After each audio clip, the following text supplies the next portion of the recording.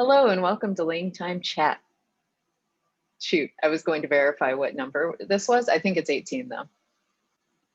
Well, Every time. Every if, time. if you ever forget what number it is, just say we are, you know, we're at one number higher than the last one. Um, Also, if you need a number, like you know how to make new teen numbers, right? You just take whatever word, put it in the ordinal, and then add teen after it. So, like, what's the ordinal version of your name? If Jesse is the cardinal, what's the ordinal? Like Jesse? No, Just oh no, definitely not Jesserd. no. Jesseith? I think probably Jith. So Jith teen, Yeah, Jesse, no, Jith I'm teen, because it's I'm a not on regular. on board with that. It would at least be Jeth and not Jith. I figured that the vowel would shorten. That would be a different in quality, not length really, but we can Yeah. talk about that later. Well, I yeah. disagree. Jethteen. I mean, that's fine, but it'd probably just come out as Jithteen. And seriously, how would you be able to tell the difference? Because it's Tin not Pan before a merger. nasal. It has to be before a nasal. Come on. Unless it's like the word get. Uh-huh. Okay, anyway. Hmm. But no, there is a definite difference between myth and meth. Just saying. You almost said deference. There's a difference. But the thing is, there is a difference between difference and deference. They're two different words. But Exactly. Same with myth and meth. but I guess not around those parts. Okay, anyway. Mhm. This is what happens when I spend too much time back in Missouri. So today's topic is actually one that was inspired, and by inspired, I mean wholly taken from a suggestion on our Patreon Discord. Because, and now I feel horrible. I don't remember who suggested it. And so I need to look that up before the end of the episode so we can give proper thanks to the patron. Unless you happen to remember who suggested that we talk about what we would do with conlangs in existing worlds, specifically fictional worlds that could, probably should have conlangs, but don't. And the specific suggestion was one that I know we had talked about before, which was Airbender, The Last Avatar. And do you remember who suggested that? It was Jason who recommended Airbender, The Last Avatar. Avatar, The Last Airbender. So today's podcast is obviously going to be on point as my brain is fully functioning and I am not at all tired and not at all saying things backwards. It's good. Well, I mean, it's all right because really I was going to have to explain, for our audience, what Avatar: The Last Airbender was, because naturally you have not seen it, correct? So first and foremost, I'm just gonna put an end to that. Of course, I've seen it. I know why you said that, but that's a different conversation altogether. Oh, is it? And Oh, is it? one of my points was we should summarize the show because like maybe we shouldn't assume that everybody has seen it. So I already have my bullet point summary ready to go of the show. Look it up on the Um, Wikipedia. uh, I don't know what to say it that way. You at least have to give it a potential pronunciation for me if that joke is going to land. Um, but I have, of course, seen Avatar: The Last Airbender, and more than once, all the way through. Wow. So you were made to watch it more than once, huh? I liked it. Uh, Really? Really? I like some cartoons. I don't like all of them. Really? That's not what I heard. That's not what I heard. then you weren't listening to the conversation. Okay, you guys, we had this conversation a few days, week ago, month Mm-hmm. ago. Time doesn't exist anymore. Mm-mm. But David kept asking if I had seen certain cartoons, and I was like, no, I don't really watch cartoons very much. And I Oh, is that don't. what you said? I don't. You twisted my words. I Did don't watch I? cartoons very much. Okay, what did you hear? I heard that cartoons as a genre are for kids and you don't No, like that is things for not kids. what I said. It's kind of First of like, all, what was it like first hearing? of It was all, like hearing somebody say, I don't really read books. It's like, but here's a really good book. It's like, well, if it's made into a movie, I'll watch it. okay, well, first of all, you need to back up because you know that I like things that were specifically made for kids, like literature that was written for children. You know that I shop in the children's literature section for books that were like intended for middle schoolers and I enjoy them. And so you know that kids things aren't what it was about. There are a But lot of cartoons, cartoons. There are a lot of cartoons that make me fall asleep. And so I can't watch them if to get infested in them. And that's just how it happens. So no, there are a lot of cartoons I do not enjoy or would not seek out to watch, but that doesn't mean I'm against the whole genre. really? Well, this isn't about And I face, never said I was against cartoons. This is really. you taking a conversation and twisting it out of context and then making it sound like I don't like cartoons. I like some cartoons, including we've talked about Ratatouille, which I would classify as a cartoon. And you know I I like know. Ratatouille. I'm amazed that you watched it.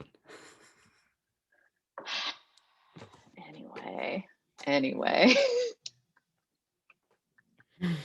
Okay, go This ahead. is why you can't, give opinions to David because then he'll twist them and make it sound like you hate everything.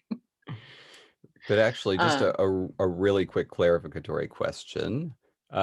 You have not seen all of Legend of Korra, correct? no, that one did Okay. not get my attention.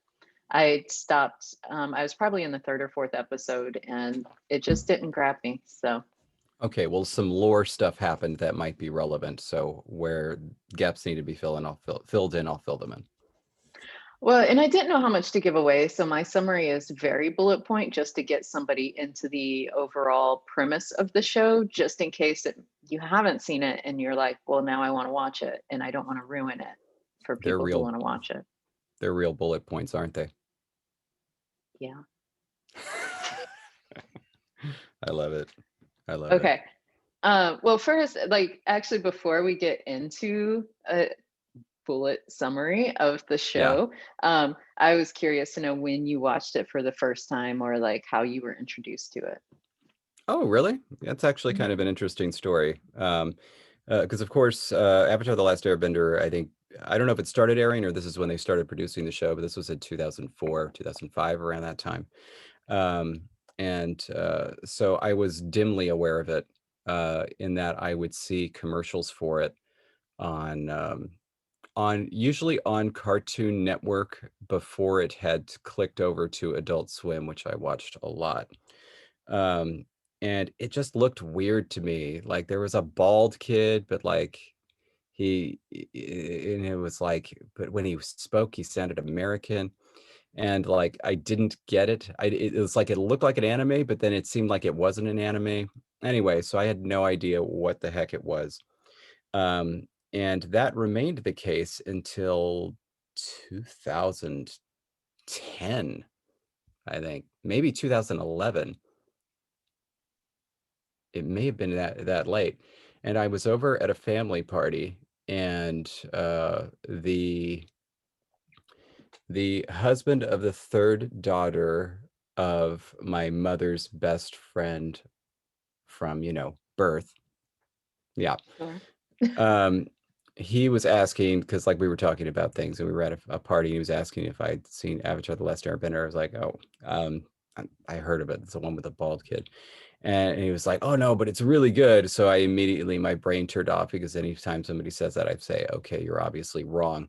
But he started to explain the setup, and specifically that there were different nations, that they were associated with different elements, and that there was political intrigue. And I said, okay, I am interested, because there's a part of me that has a keen interest in subdividing things into sets. I think it's Okay. probably the best way of looking at it. You I put things in love that. boxes. Yes, and like it's just really cool where you have like what's the word for it? Is it ontology? Is that the one where it's like you have divided everything into something, and then Yeah, everything has its little thing, I'm like the pretty houses of sure. Yeah. Hogwarts, which was like the only part of the entire Harry Potter universe that interested me until I heard what the names of the houses were, and then again my brain immediately turned off. um Harry Potter, written for kids. I love it. I know, Go but on. thank goodness it wasn't a cartoon first. By the way, I now remember what part of the conversation you're taking out of context. It was that I Okay. don't like cartoons specifically made to target adults. That's because I feel like cartoons in their spirit should be for kids. That's what, and I don't mind watching things made for kids. I like a lot of things made for kids, Oh, but it's that I don't like shows like Family Man. Isn't that the name? Family Family Man? Guy. Family Guy. There we go. I don't like, obviously I don't like that. Simpsons, I'm not a big fan. Like those kinds of shows. Like I just am not into them because my brain says this should be like kid-friendly material. And when it's not, I'm like my Oh, brain doesn't. It's this like writing a book in a style that's like meant to be read by kids, but then is totally talking about things that is not kid-friendly, that you're like, wait, like the dissonance, that's what gets me. this Okay, is so really that was the this is part of really the tough. conversation. This is really tough, of course, because you're talking to somebody who's a big fan of anime, and not necessarily anime for children, and then also of later stuff Which is uh fine, like but we Venture also, Brothers, Archer. Ah, none of which I've seen. And we've also, like, you know that I don't watch anime. Like I tried, but I love the fact that it's there for people who love it. What? Like, can't you oh, respect a genre and say, like, I get it, I get why people like it, but like it just doesn't appeal to me specifically? Like, isn't that okay to one not like can. one? Anyway, Okay. anyway. Yeah, so You know I'm not into anime. Like, you know that. I am learning it bit by bit. It's like every time you mention something that's anime and you ask me, I'm like, no, haven't seen it. No. Like literally everything. Anyway, You've seen that little Naruto kid though, haven't you? I have seen more of Naruto than any other anime because Will loved it. And so I Mm. and watched it many, many times over. I've seen a lot of episodes of, I don't think it counts as anime. Pokemon doesn't count as anime, does it? Actually, technically, yes, it does. Yeah. Okay, then I've seen a lot of Pokemon as well because he went through a very big Pokemon phase and watched Black and White and then Yep. like Pokemon Black and White. And then there was also another one, but I don't remember what it was called, but he watched that too. Yeah. Pokemon, I mean, what? there are tons of them. Like, who knows? Like, there's Pokemon Sun and Moon, like, No, I don't remember you that. know, Johto, Alola. Like, there's a ton of this stuff. Like, Okay, well then yeah, he watched two of them for sure. He may have watched yeah. more. I don't know. I just, it was on in the background. And I made him a Halloween costume so he could dress up as Ash Ketchum one year. I made him Really? a shirt. Yes. Oh, So it's like I know bits and pieces of it, and so I've seen quite a bit like as background because it was just playing all the time. So those are probably.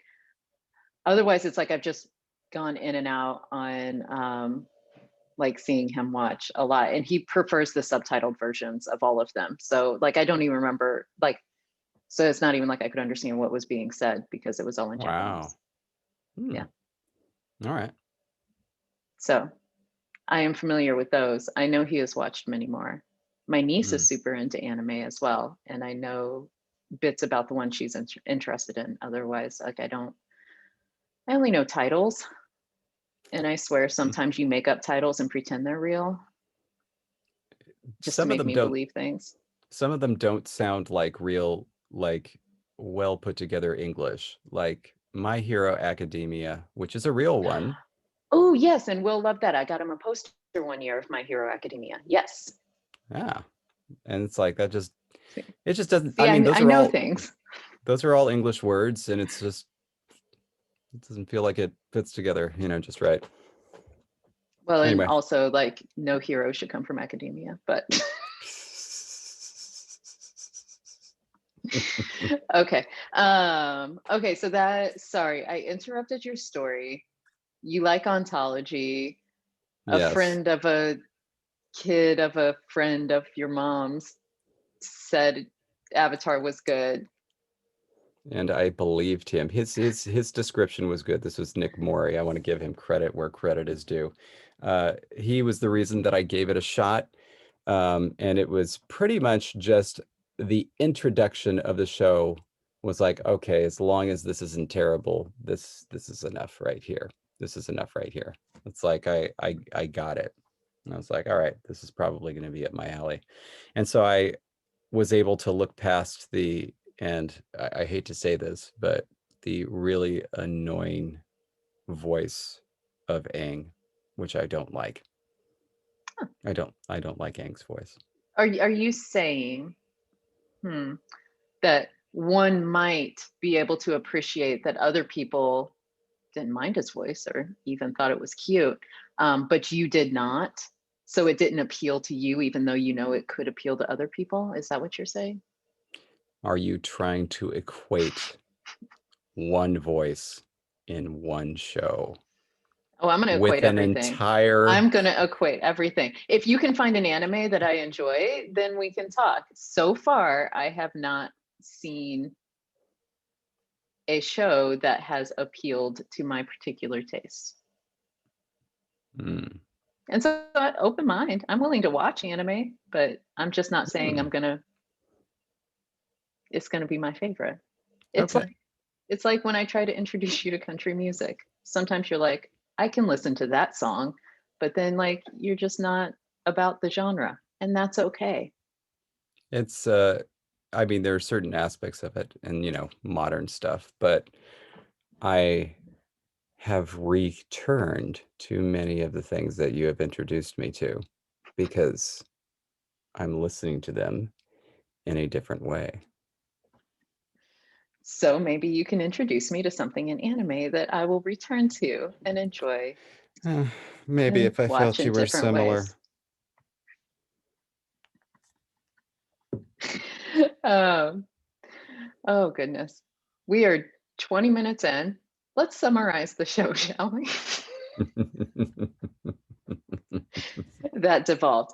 As if you would expect anything different if you watch us normally. Okay. LTC. And this was, by the way, a show that Will introduced me to as well. And so I watched it with him and multiple times.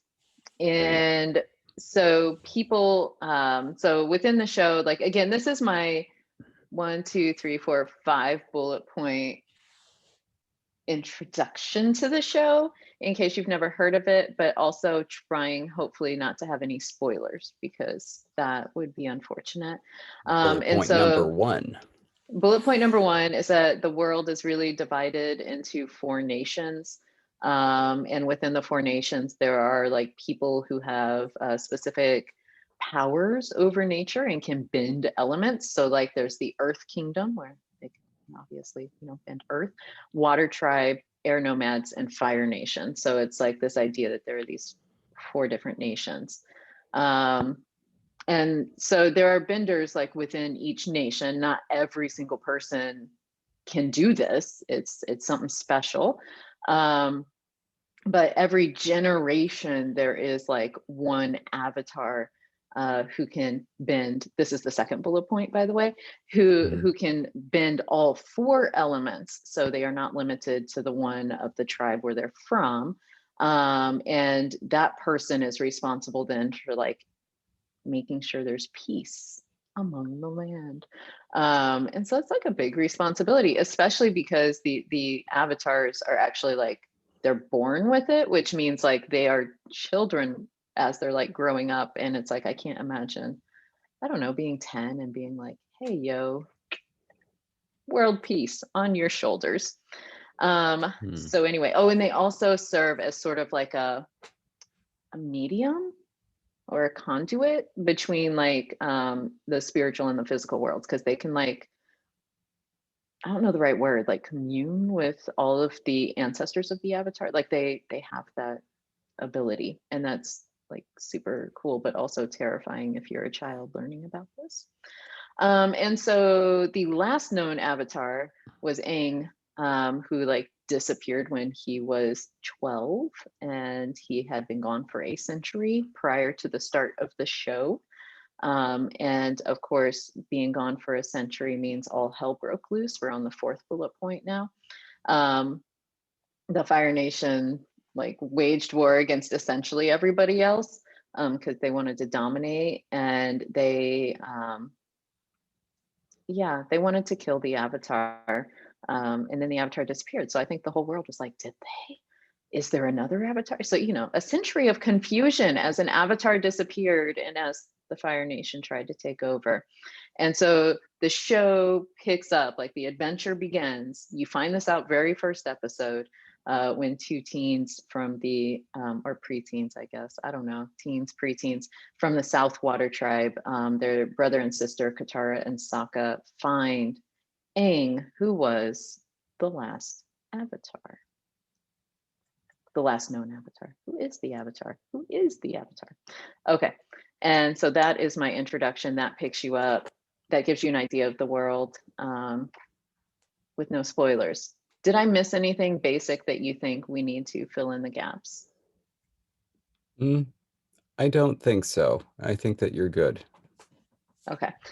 Well, and I feel like everybody who watches the show, same as, you know, if you're into Harry Potter, you like, what house do you belong to? I feel like everyone who watches the show is like, what power would you have? So, David, what bending power would you have? So this has been a discussion. I think you are privy to this discussion, Hmm. but of course, I look at all of the benders and I say the best one is the water bender. That is what I would want to be. But everybody tells me that I would be an earth bender, which is just so much dirt. However, I will say that one of the things that really appeals to me about both water bending and earth bending is that they each have ways of making themselves clean. So it's like, you know, water bender, pretty obvious. You just blast yourself with a bunch of water and then blast it away. But you know, earthbenders, they could actually get all the dust and grime and just remove it from themselves, kind of dry clean, if you will. And so I find that, you know, I wouldn't hate it, because then I could just get all the little dirt pieces off of me, and that would be nice. That would be nice.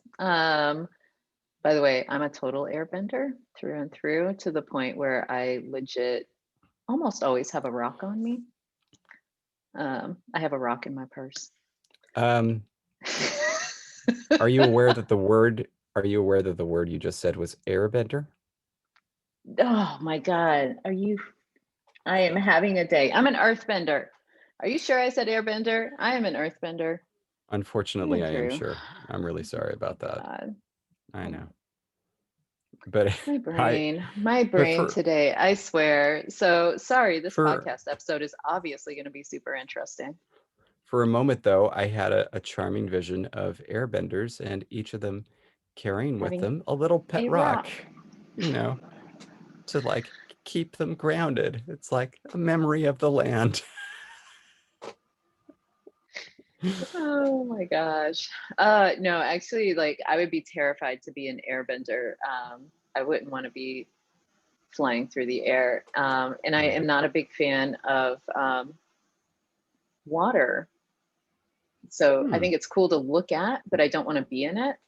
And so if dry cleaning were a possibility for humans, I would totally take that option. Yeah. So, okay, yeah, I would be, okay, let me make sure I said that clearly. Earthbender. Did I say the right word? Yes, you Thank did. you. Excellent.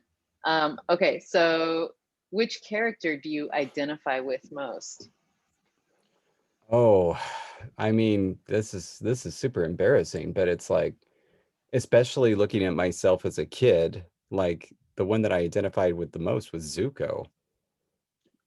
Yeah, I know. And Zuko, of course, Oh, right. but if you don't know I the suppose show, we should but have Fire explained that. Yeah, Nation, yeah, you're right. um, and who is sort of a disowned prince, if you will, of the Fire Nation, who's trying to get back into his father, who is awful man, good graces. Um, that was an interesting possessive phrase with no genitive S marker, but I hope you followed it. And so that's interesting. Um, like, I think I want to identify most with Toph because she's my favorite character, Hmm. but I don't think I'm badass enough to be as cool as her. And so I feel like I probably actually identify, and Toph is the airbender. Oh my God, I keep doing it. Earthbender, earthbender. Hmm. Yeah. Why? Why can I not talk today? I just feel like we need to quit and try again, like in 3 days. Uh, when my brain catches up from lack of sleep. So I would want to identify with Toph, who is super awesome earthbender. But I probably actually more identify with like Sokka, who is the brother of Katara, who is a Really? waterbender, and Sokka is always on the outskirts, but always there, and provides some good humor. And I feel like that's my job in life. Wow. See, if I were to pick one, like, and this we might have to expand out a little bit, but I would say you would be closer to Tylee. Oh wow. Yeah, Yeah, you'll have to expand that out.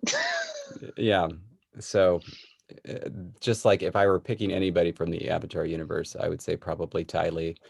Um, and actually, if I were expanding that out, so I don't know. I'm either Zuko or May, one of those two. But essentially, the ones that are kind of like petulant messes, except that May is like slightly more together.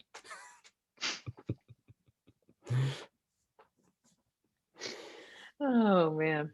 Um, cool. Now, if you had to pick someone to be friends with, who would it be?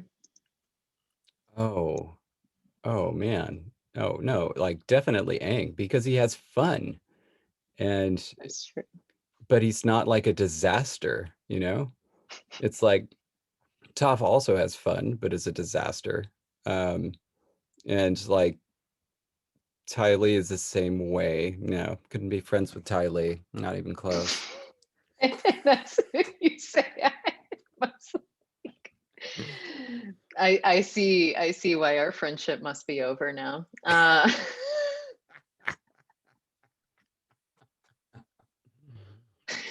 Oh my gosh. All right. Okay, no, I would have, okay, so I get Aang is a great answer, but in terms of you're right, he does just have fun. I think though there's something, especially in terms of character arc, that's very soothing about Katara's character. And maybe it's Mm, because she's a waterbender and I don't know, maybe that's something special. Okay, I so now, mhm. I mean, Katara is obviously, the hottest one, but also it's just like it was so on point for her character when she has to defend herself by saying, "I have fun." It's like, yeah. Nobody, Well, nobody obviously, writes fun has to say. I bring the mess to the party. She brings the order. So obviously, I need her. Mm. And we can talk later Oh, about you finding a potentially 12 or 13-year-old cartoon character hot. We can dive into that later. yeah, but later in the series, she's also like a 90-year-old woman. We can dive into this later. Okay. All right, so the character names themselves sort of suggest that the writers and creators of the show had some vision for differences of I don't know if you want to say they had visions for differences in language of the four nations, or if they just had differences in aesthetics. So however that breaks down, you do see patterns like the Z is very prominent in Fire Nation names. Like there's Zuko, Azula, Ozai, Sozin. I mean, like it's just like Hmm. a whole bunch. Not all of them. Like there's like Uncle Iroh, who is I also think one of the coolest characters. Yeah. But there's so it's not Oh, like they all that's the have one you want to C's. be your friend. Oh Dang. yeah, he is super cool and chill. um and you also like see, like you could hear like in Katara and Sokka, you get those kind of K names with a lot of kind of consonant vowel patterns going in the water names. And so it's like you kind of feel some differences as you hear the names, and also I can't remember all the place names, but like you kind of get that there was some differences intended. Yeah. But of course there are no like conlangs themselves. There are no words that I would call conlang words in the show, and there aren't any sort of writing systems. And so I think it really gives Hmm. it an open blanket, because I think you actually see Chinese symbols Yeah. in the opening, don't you? Like for the elements. Let me know when Um, you're ready for my tirade. um, sure. It's obviously it's very much Asian influenced in terms of names, and like I said, you see the Chinese characters in the opening of the show. I think we're ready for David's tirade, followed by the opening question of how we would handle if we were given the opportunity to create language. Is Yeah. Go on. Okay, so this show was obviously being developed in the early 2000s, so there was really no chance that there was ever going to be conlang work in the show. If there was going to be, it would have been something that the creators innovated, completely and out of nowhere. Like at that point, really the only context was like, well, Klingon, but then also the Lord of the Rings movies.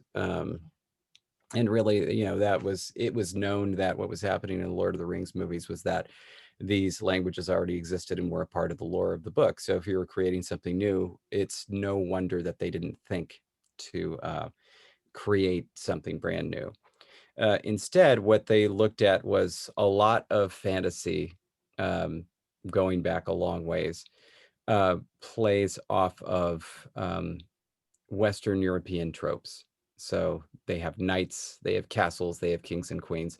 All of this stuff kind of vaguely coming from an Englandy place. And sometimes from Celtic and stuff like that, fairies and whatnot. But it's essentially like, okay, this is a fantasy world. It's totally make believe, but we're going to use all terminology that comes from one specific area. And so one response to that is to look at it and say, okay, this is all Western Europe, but there's a big world out there. So why don't we do the same thing and create something fantasy-y, but we're going to take names and ideas from some other region. And that is, what they did here. And, I'd say looking through the lens of like the 1970s and 80s, I think that was very successful. However, it is, especially from a modern perspective, it's a bit roughshod, I guess, a bit. I don't want to say lazy, but just a bit random. So I think that there are analogs. There were for the four nations. There were definitely analogs, for the fighting styles. Each one was based on a different fighting style. I think the air nomads was what's the slow one that people do in the park? Oh, like the Tai Chi. Thank you, Tai Chi. Um, and then so there was Tai Chi. Oh, or was it the waterbenders? I don't know, but there was Tai Chi, there was Kung Fu, there was the the Fire Nation looked like Taekwondo, but that's because I did it, so it might have been karate. But anyway, and then so there were actual like place analogs for each of the nations.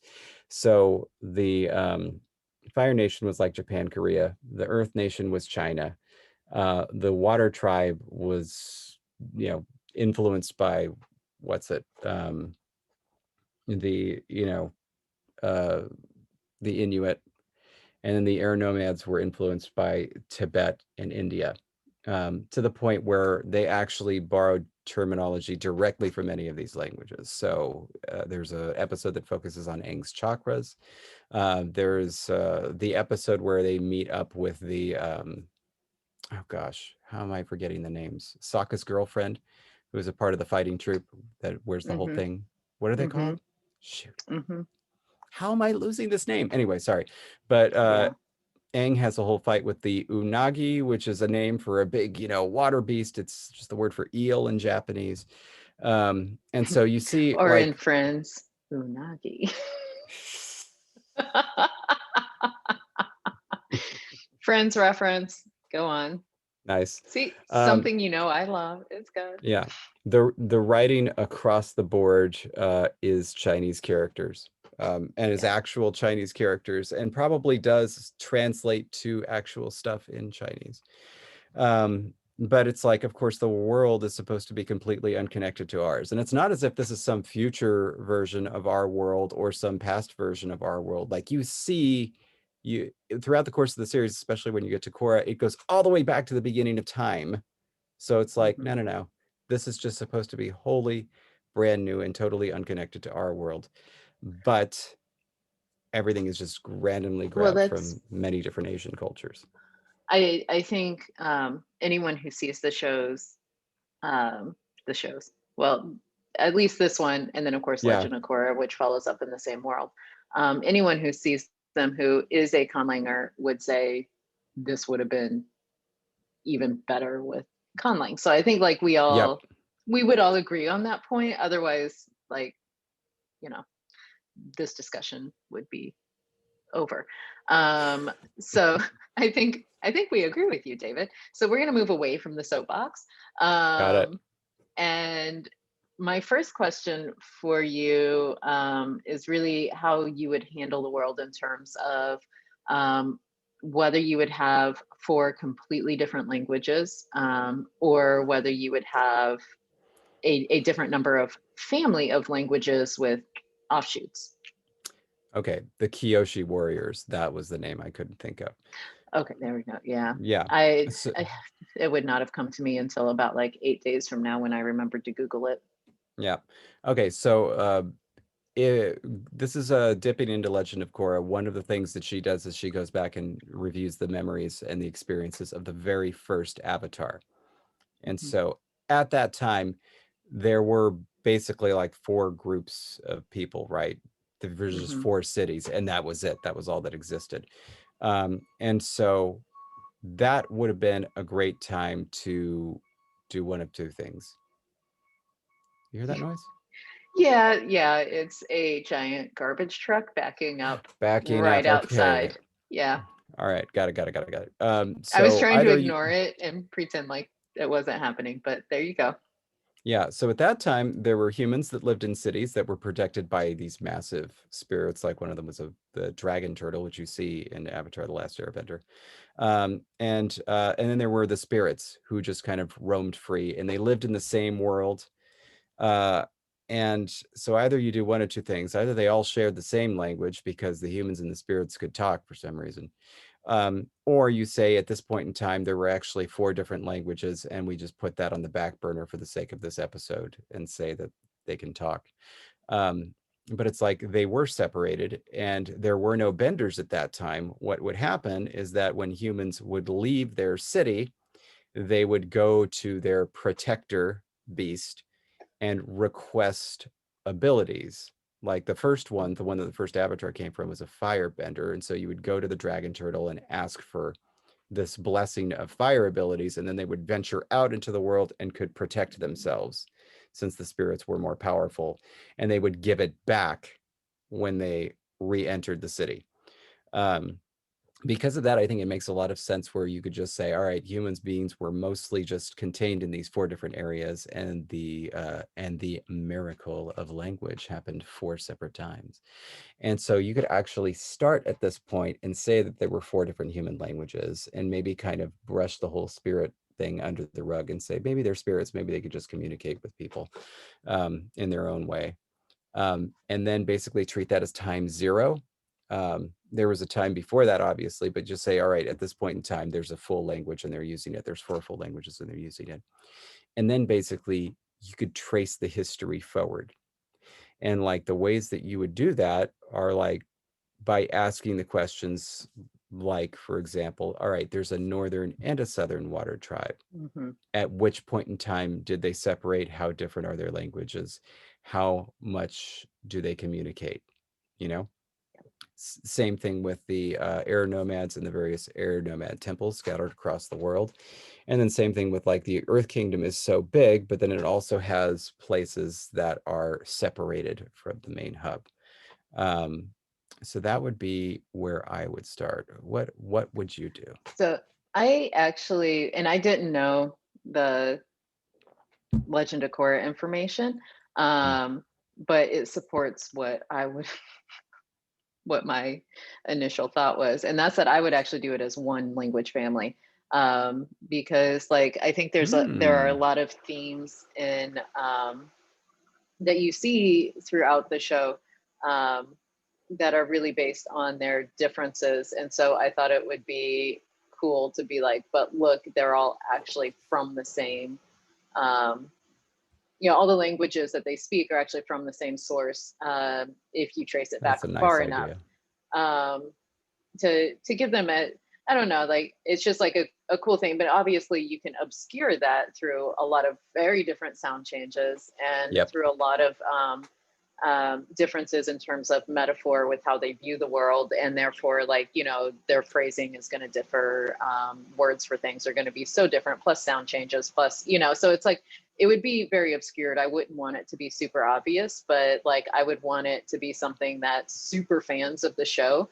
could have traced it and been like, oh my god, these come from the same source, much in the same way that like people go wild on Twitter when they find out that this English word is actually connected to this other word that they shouldn't be connected, but because we borrowed it from 2 different languages at 2 different times, it totally looks different and it's used differently and everything.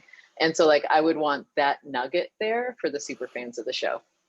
Yeah. No, and actually, you know what, that does make better sense. So it's like we talk about, or I talked about this, what you see in this episode of Legend of Korra, but it makes more sense if like even at this point where the humans are separated into these different cities, they eventually came from the same place, and there was just some reason that they decided to move to different parts of the world. And so you could actually start there. And instead of that being time 0, that would be time, I don't know, n plus 1,000 or something. Right.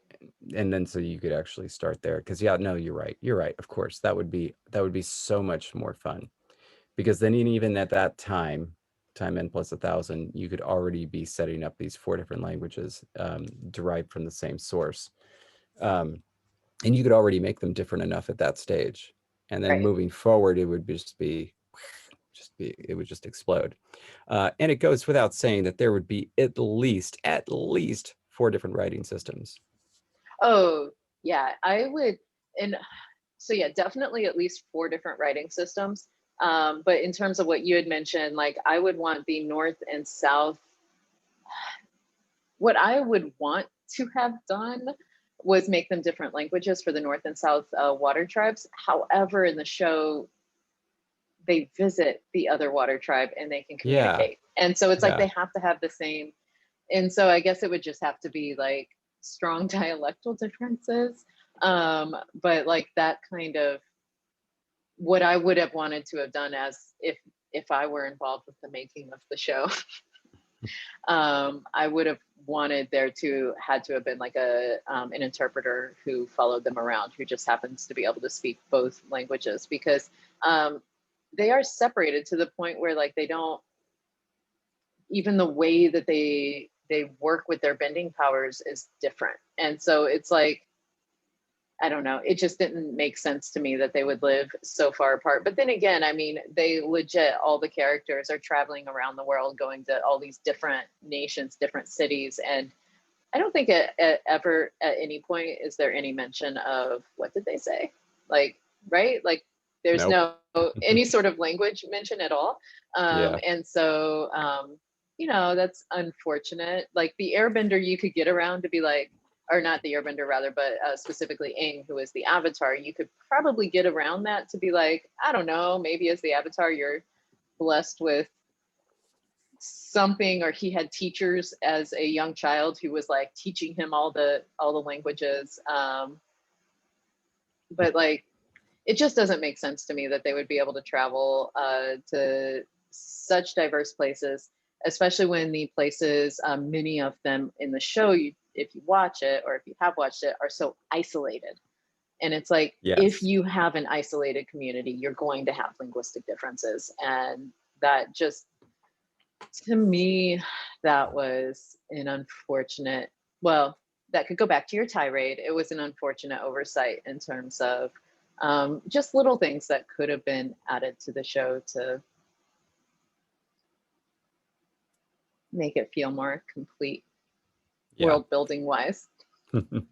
And by the way, I did think of a language thing. It's kind of a language culture thing, but also Mhm. one of the most obvious questions, and perhaps the first one that occurs to any linguist, is you have a 12-year-old who's been gone for 100 years, Mhm. right? And suddenly he just appears and they're all talking and understand each other with no problem. I mean, Well, and not only that, but you need to add to that layer that two people from the South Water tribe mhm, discover the 12-year-old from the air nomads who has been gone for a yeah, century and who has never, as far as I know, had never met anyone from the water tribes before that point in his life. yep. I may be wrong about that, but I think he was really just raised with the air nomads and hadn't experienced people from other nations Well, he before he had. was 12. Had he? Okay. He had, but I no, but like I think that your point remains. I don't remember if he actually met anybody from the Southern Water tribe. Okay. But like, he had, remember, he has the friend who's still alive in the Earth Kingdom. And Mm, it's and that's right.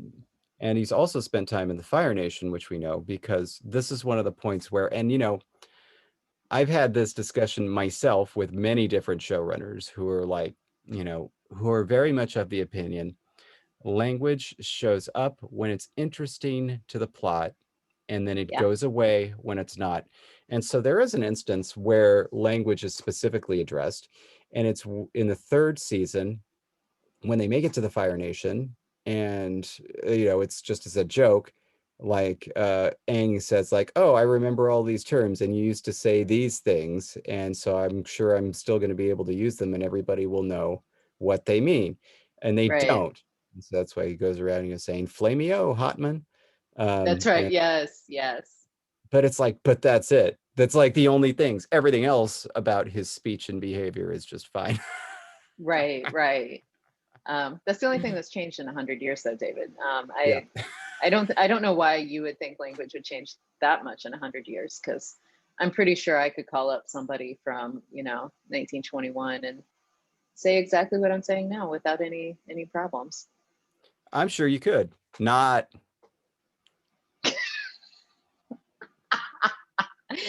Wow, so 90s.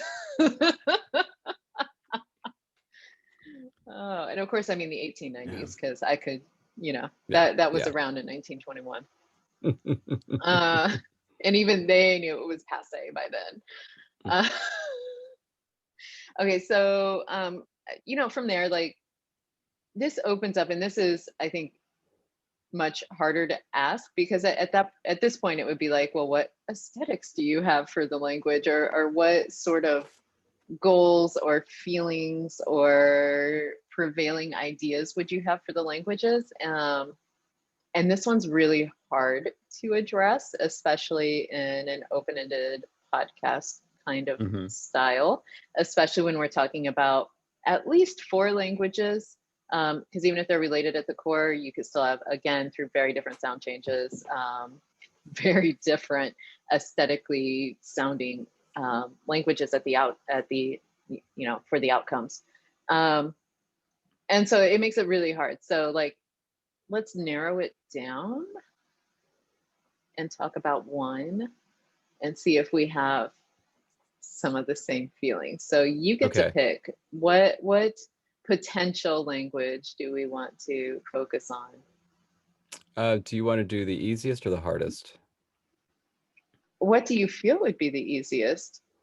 In order from easiest to hardest, it would be Earth Nation, Fire Nation, Water Nation, Air Nation.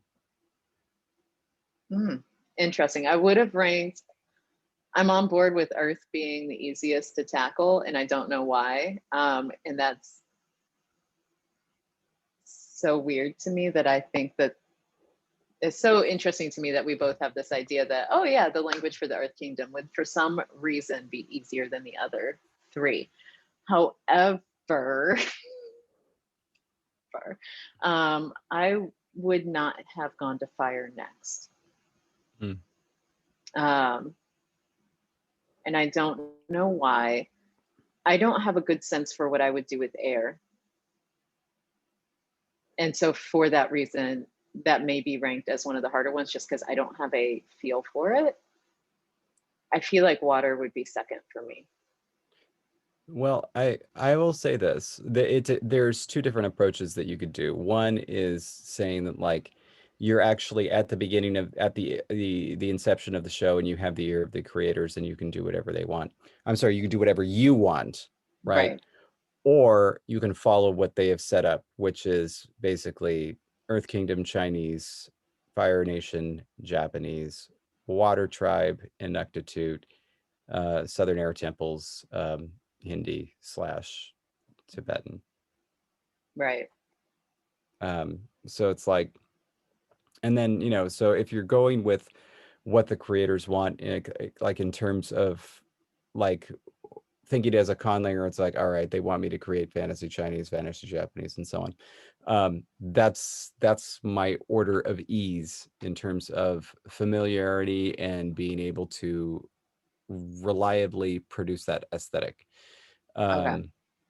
So that's the way I go with it. But on the other hand, like if you really had it to do your own way, then that could be something that's very different and very interesting. Like if they didn't say, say very strongly, it's like we want this to sound like this language, which I'm sure is what they would do.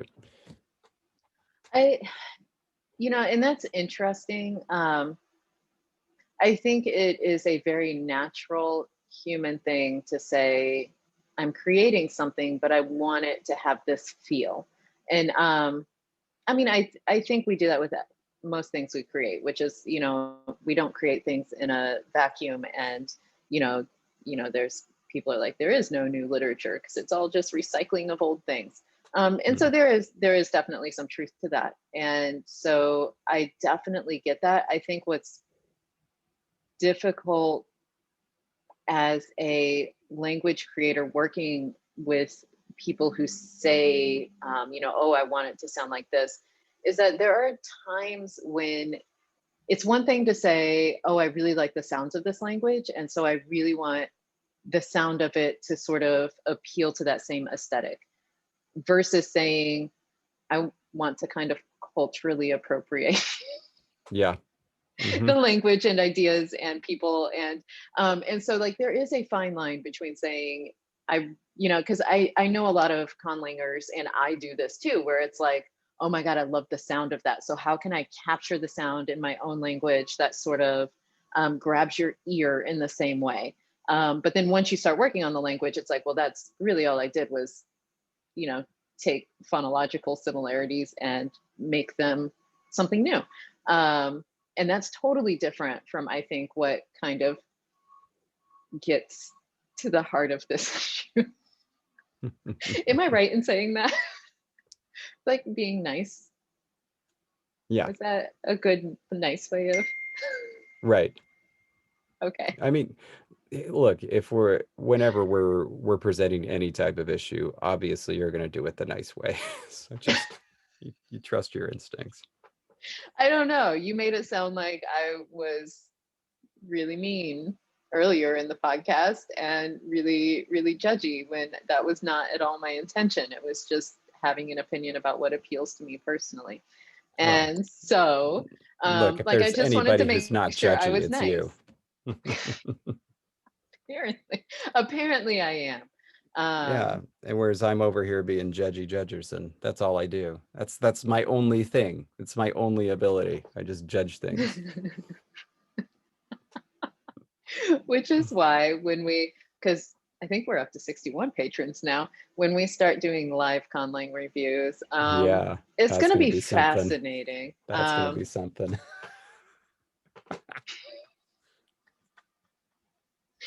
Yes, this could be very interesting. So if you haven't figured out our differences yet, you will at some point in the potentially nearish future. It would be nice for them because I mean I think most people think of us as basically the same person. Same. Yeah. Yeah. We're just really, really copies of each other. Mm-hmm. Two minds. Wait, one mind, two bodies. That's it. Okay, so let's talk Earth Kingdom. Yes. We really only have like 5 minutes left in terms of an hour-long podcast. Sorry. Yeah. We got derailed several times over. But like, okay, so Earth Kingdom, you got words like you know, Ba Sing Se is of course the big city. The Daily, which how did they not notice that you have a character named Ty Lee from the Fire Nation and then this group of, you know, SS agents that are called the Daily. Let's see, what are so Toph, of course, Earth Kingdom. And what Beifong, her? Yeah, I Lin was going to say Beifong. her name too is something. Yep. Yeah. Yep. And so like this is you see basically what they're doing, um, somewhat clumsily, because it's like you see like, okay, here are a whole bunch of monosyllables that could have come directly from Chinese. And then you have Toph, the only example of a monosyllable that's ending in anything other than a nasal, right? Yeah. So it's like, whatever. I guess that's a part of the language now. And so, gosh, it's like, do you want to incorporate all this? But it's like, that's clearly what they're going for. And it's like, all right, if you want to go for this, first of all, I would say, let's just not do tone because you're going to do it wrong. Yeah. But instead, you know, it would be easy to follow that kind of monosyllabic route, you know, Right. bigger syllables, no consonant clusters, valley things, build them together, little Sure. Lego bricks. Exactly. Lake Lao guy is another one. And then there's the, how has nobody commented on this? There's like this character named Julie, where it just looks like Julie, but then it's Julie. Oh my goodness. Do you know Raya the Last Dragon, the operating name for Raya, whom they eventually, you know, whom I got to rename, but it was Janine, which was flipping around the syllables for ninja. That's a decision. Yes, it was. So yeah, really for this one, it was the names that really block you in. You're absolutely right in terms of there's obviously certain sounds associated with whatever would be an Earth Kingdom language. And yeah, I too, if I did do anything tonal, it would be simple, like as simple as you can make a tonal system. I don't think any of them are simple, but like in terms of pronunciation, being just, there's only a high-low difference. Sure. There's only like, so, because I think I would want to play around with tones if I did want to honor the aesthetic um, I don't know whether they were trying to go. A lot of it sounds kind of Mandarinish in certain ways, but then in other ways totally doesn't. Mm. But like, I think that would be cool to try to play with tones, but again, I would make it the smallest tonal differences possible, which is why high-low would be really the only way to go. Because you're right, like that is tricky. I know how you do it. But there are conlangs on current TV shows with a tonal system, and it works. I think it works for them because there are really good language creators that are involved with that show, and they've made it work, you know. Yeah, yeah.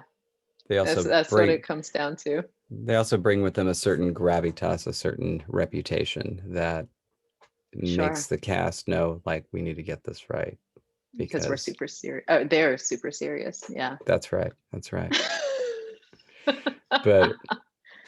But actually, I did think of how you could get just a high-low distinction because I was thinking like, in terms of tonogenesis, right? Usually it's coming from, loss of codas or simplification of the initial sounds. And I was like, but you've got stuff that's beginning with voiced and voiceless consonants. And then of course there are Hmm. plenty of codas. What could you do? And I realized breathiness. Ooh, nice. So you could lose, it could be a loss of a distinction between both, voiceless and voiced aspiration. Hmm. And just a loss of breathiness could be associated with low tone and everything else gets high tone. And so, you could just, even in the modern language, even if you were starting at the modern language and going backwards, you could just divide up the tones more or less evenly. And Hmm. then just say like, okay, anytime there was a low tone here, it was a breathy voice thing. And you could even do that with, it didn't have to just be stops. You Hmm. could do the same exact thing with nasals. So, like nan versus nan, and then Right. same thing with other approximants. Um, and you could actually do it with fricatives. So like, san versus san. Hmm. It's you are building it up more for your proto language, obviously. But it's like if you were going to go the route looking at the southern air temples, if you were going to go to the route where it's like we want to do something that's closer to the Indian subcontinent of languages, then it's like, okay, well then you've got your breathy voice consonants there, Right. and so they wouldn't have to change, and then it's just a matter of accounting for them in the Fire Nation and the Water Tribes. So, and it's like, and it's always easy to get rid of those things. They Right. don't have to leave a trace when they go. Hmm. They just may. Right. Right. Yeah. That's So a yeah, very cool idea. yeah. So Um, no, like we could totally, yeah, you're right. We could totally do high-low tone. That's not something I would have, that's not something that on my own I would have tried to do or even tried to even think about. But that's a very clever idea. Teamwork makes the dream work. Cheers. Exactly. All right. So I know we didn't really, sorry, Jason, if we didn't like make it thoroughly through all of the ideas, but honestly, there are so many routes that we could be discussing that it at some point just makes it hard unless we're going to sit down and actually just try to create. And we don't have time for that. And by time for that, I mean an hour-long podcast goes by rather quickly, and you've seen how long it takes us to do things in the live stream. So 8 years later, we would still be building one language from the universe an hour a month at a time. Um, all right. So, but hopefully that gives you an idea of like some of the things we would think through if at approaching the task of trying to conlang within a set fictional world, and some of the issues you would come up against, especially with, again, those existing names, existing ideas, existing terms, that are there. So hopefully that helps. Yeah, I think it's cool. We did something. And we did some, we talked, and like, listen, today, the way my brain is working, like, I feel like being able to say somewhat coherent sentences is, I swear, sometimes the hotter and Hey, more you did humid it it. gets, the more Mhm. Yeah, people were talking on the stream yesterday, like, oh, can Jesse do clicks? You just did one. Oh yeah, I can totally do that one. Oh That yeah. one's not a problem. I mean, you got a long history with horses. Long history slash I have taken horse riding lessons. That's same. Uh, More than most people have done. More than most people have done. that's true. But anyway, yeah, so hope you enjoyed, and can't wait to see you all soon in a live stream, and can't wait to figure out what we're doing for next month's podcast. Keep the suggestions coming. Yes, definitely. We like it. And until next time. Oh, I shouldn't wave. This is, you're going to hear it. Bye. Bye. Stay grammar.